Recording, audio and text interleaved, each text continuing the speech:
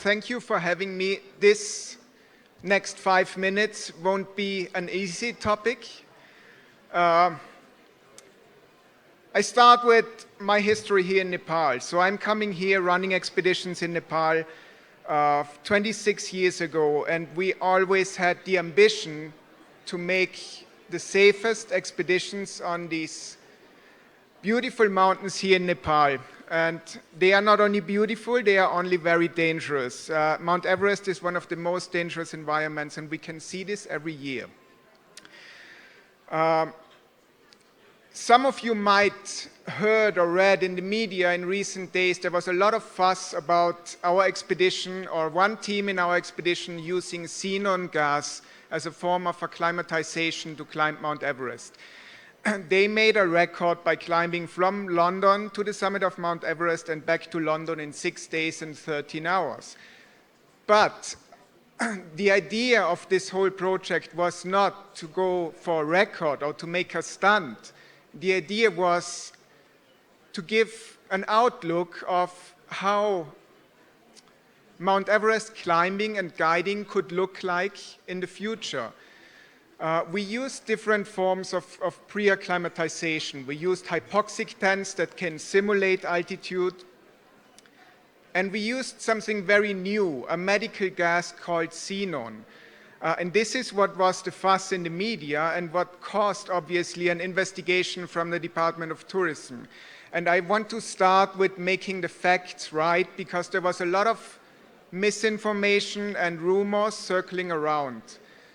So our team used this medical gas for pre-acclimatization, not in Nepal and not in the mountain, of course. It was a treatment that was done in a clinic in Germany 2 weeks before the team left for Nepal. Xenon gas has, as a medical gas, has the ability to not only enhance the acclimatization by triggering the production of red blood cells, but also has the ability to protect the body from altitude sickness. It lowers the arterial lung pressure, it protects the brain, and it is cardioprotective. This is all very beneficial in a hypoxic environment in high altitude.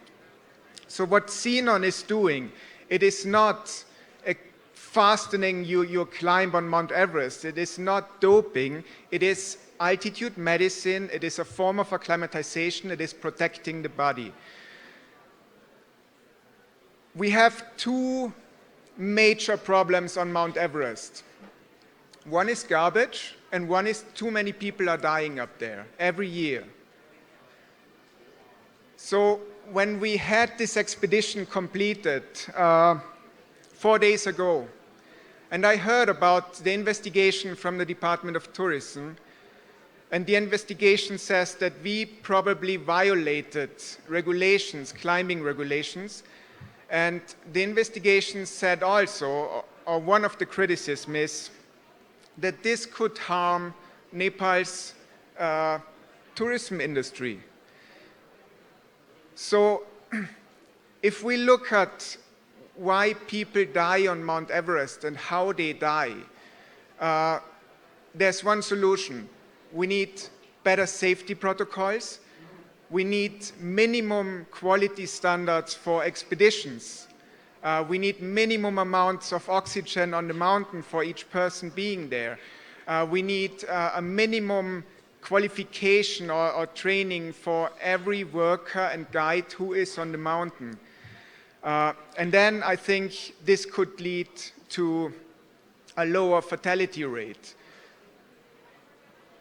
What I was mostly surprised is, if we try something new, if we bring innovation to Mount Everest climbing with the goal of making the climb safer, this is the only goal we have with using xenon on the mountain.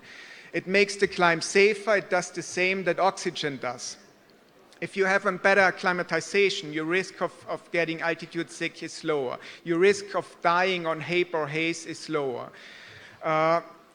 If you have a medical treatment that is protecting your body from developing symptoms of HAPE and haze on the mountain, it's even better. It makes the climb safer. If people spend only 1 week and only 1 rotation on the mountain compared to a traditional classic expedition with 3 or 4 rotations on the mountain and maybe 8 or 10 weeks.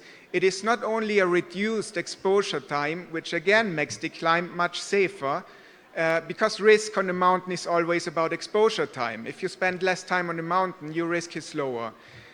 It also has a beneficial impact on the environment because human waste, another major problem on Everest and Everest Base Camp. If people spend 1 week on the mountain or in base camp compared to 8 weeks, you can imagine the reduction of human waste. So it is not only bad. One concern was that we would hire our local workers, our local staff, for a shorter period of time and pay them less if our expeditions are shorter. The opposite is the case. We need to prepare everything for climbers, our local workers, and that's about 120 jobs that we are responsible for in the Everest season here on Mount Everest.